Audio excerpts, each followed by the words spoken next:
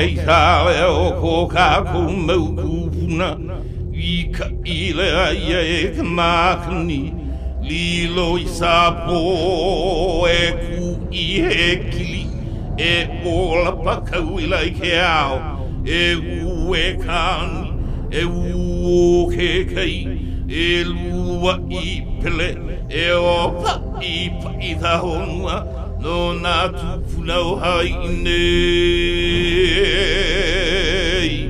A mamaua noa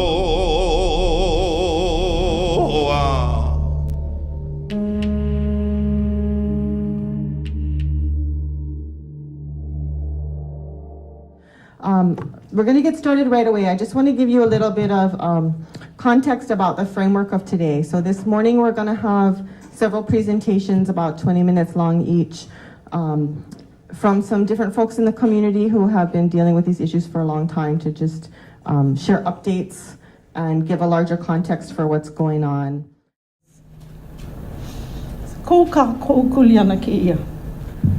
This is everybody's responsibility. Kuleana, some of the definitions are your role, your responsibility, your authority. What is your role? What is your purpose? The kupuna that I've been doing all this research on is my great-great-great-grandfather who passed away 100 years before I was even born. I said, I wonder if he's in the area where they're digging up kupuna, because I hadn't really gotten involved because I didn't have a kuleana yet. I didn't think. I was opposed to what they were doing, but I thought, this is Kawaihao Church. They're not gonna do anything to hurt Evie. It's a church, right? Sali'i Church, Mother Church. So I started, do your homework. Call up State Historic Preservation Department. It's Christmas Eve, so nobody's working, but I go to daycare. Oh, you gotta call Pua Ayu. She's in charge, call her, they'll be working tomorrow, whatever. Call her up, and I'm basically just asking questions. What's happening at Kawaihao? She gives me, well, yeah, there's some excavations that have happened. And I tell her, I've never met this woman. I told her, that's upsetting to me. You've dug up 69 kupuna already? Why? I said, that's really upsetting to me. I'm trying not to lose it. I don't know. This is her response to me. She's a paid employee of the state of Hawaii, a public servant, and she tells me, you're not the first Hawaiian to be upset, and you're not gonna be the last. And I told her, what? Excuse me? You're not the first, you're not gonna be the last. She repeated it. So I just said, thank you, and I hung up. Then my journey started from there. I decided to go right to the church and ask them questions, write a letter, introduce myself, who I am, who my kupuna are, and say, this is wrong, stop digging them up, and take care of the kupuna you already dug up. I meet Kahu Curtis Kekuna and Don Chang. Don Chang is a consultant who is paid by the church to make sure excavations happen. Go have a little talk story. She takes me to visit the kupuna. Never ever had an experience like this before. And she goes, would you like to visit the kupuna? And I tell her, what you mean visit the kupuna? And she said, they're in the bottom of the bell tower. I'm like, what are they doing down there? I don't know anything at this point. So she takes me to visit them. And I cannot even tell you how horrific it was to be there in their presence. And what it was, you go to this couple of hallways and you come to this area and there's a caged room with a iron door and a chain around the door that's locked. And there's these baskets that are stacked. And I'm just in shock. I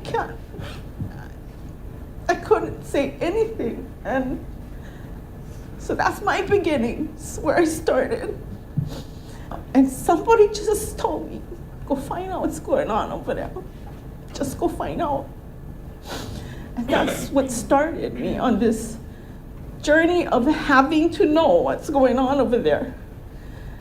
And when I thought it was possible that my kupuna could be one of those kupuna that they had dug up already, it's personal to me now. And I don't know, I cannot prove that he's in there. It doesn't matter though. It's our kupuna. Whether he's in there or not, I stand for every single one of them. And I still do today. And so, along the way, you meet people who help you. Thank God. I'd be in jail right now if I didn't. I would be in jail. Or worse, to be honest. I cannot contain my anger. I have a really hard time with that.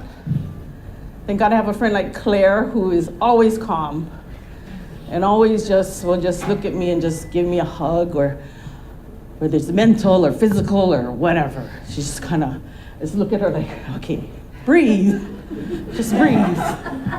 When you get to the point and you're hitting a wall, and that's all you do is hit a wall, hit a wall, hit a wall. And with all the laws we have and all the people that help us to try their best, that's not our laws. And I'll tell you what makes me continue to go forward. And what I would like everybody in this room to understand is there is not a law in this world created by man that is ever going to be more powerful than the love you have for your ohana and your kupuna. And we all have kupuna, and we are all mo'opuna. So that's how I identify myself. I'm mo'opuna. I'm a concerned mo'opuna. And we have so many iwi kupuna out there, ancient iwi, that have nobody to speak for them. Somebody got to speak for them. Does it matter if I can prove that this kupuna or that kupuna is connected to me through a lineal connection? No, it doesn't matter. It's a human issue. Nobody's iwi should ever be disturbed, ever. So, you take this stand. If you decide to take a stand, you have to understand, why are you taking it? Why is this important to you? I know why it's important to me. Somebody whispered in my ear, find out what's going on over there.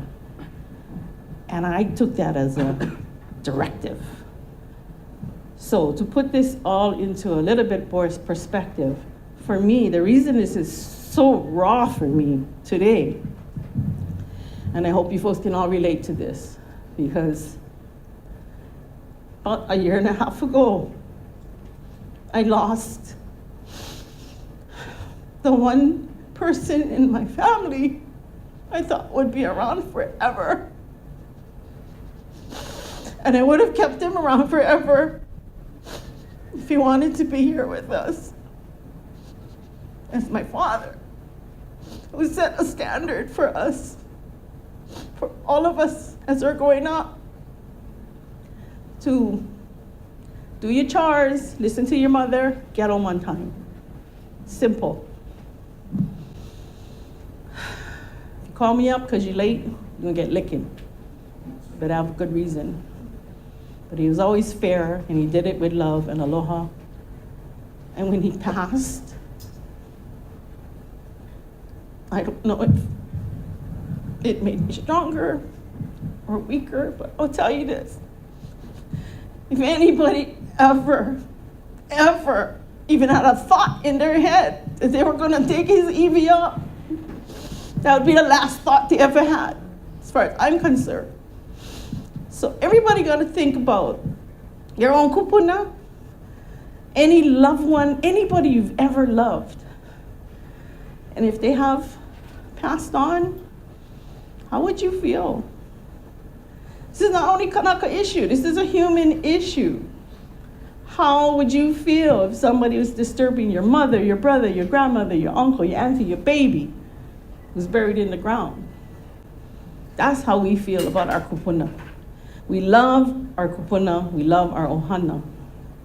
And so we can have all the rules and the regulations, and thank God we have really great ones. But in the case of Kawaihao, guess what? They hired some big gun attorneys, paid them some big bucks, find a way around the law, through the law, upside, inside, out of the law, and they went right around it. And these are all Kanaka. So don't ever fool yourself into thinking that it's only foreigners that come over here and they think they can do anything they want with our aina. It's Kanaka that did this. It's Kanaka that continue to do it today. And I don't know who raised them, but I fight them tooth and nail every chance I get. But we're not going to do this alone. We have ourselves, number one. We have our ohana. We have our kupuna always with us. Don't ever forget that. They're always with you, whether you know it or not. And then we have wonderful people who, not even from here, that want to help. You know? We do have laws. We do have regulations. That's not my area of expertise. I tried to read the laws and the rules and the regulations, and I got lost. So, but I know what my kuleana is. And if you know what your kuleana is, what is your role, your purpose, your responsibility while you are breathing on this earth, that's where you start. And it's up here, and it's in your gut. And we all have different paths to take. We all have different choices to make. I don't have an answer to this, except that I will stand until my last breath, telling everybody I know that this is wrong,